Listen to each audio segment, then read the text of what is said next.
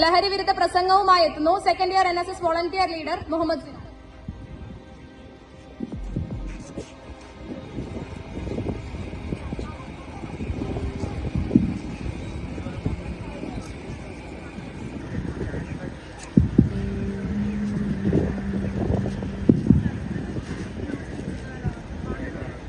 മാന്യ സദസ്സിന് എന്റെ വിനീതമായ നമസ്കാരം. ബഹുമാന്യരെ, പ്രിയപ്പെട്ടവരെ, ദിനംപ്രതി പത്രമാധ്യമങ്ങളിലൂടെയും ഇന്റർനെറ്റുകളിലൂടെയും വന്നുകൊണ്ടിരിക്കുന്ന വാർത്തകൾ മലയാളിക്ക് മാനഹാനി തീർക്കുമ്പോൾ അറബിക്കടലിന്റെ റാണി എന്നറിയപ്പെടുന്ന കൊച്ചി ലഹരിയുടെ ഉപയോഗത്തിൽ രാജ്യത്ത് 2ാം സ്ഥാനത്തേക്ക് കുതിച്ചുയരുമ്പോൾ ചിന്തിക്കണം നമ്മൾ. നമ്മുടെ മൂല്യങ്ങൾക്കും ധാർമ്മികതയ്ക്കും പ്രതിക്കുരുക്ക് വീഴുന്ന വഴി. ഇവിടെയാണ് കൗമാരത്തിന് കരുതൽ വേണമെന്ന നമ്മുടെ ചർച്ചാ വിഷയത്തിന് അടിത്തറയിടേണ്ടത്.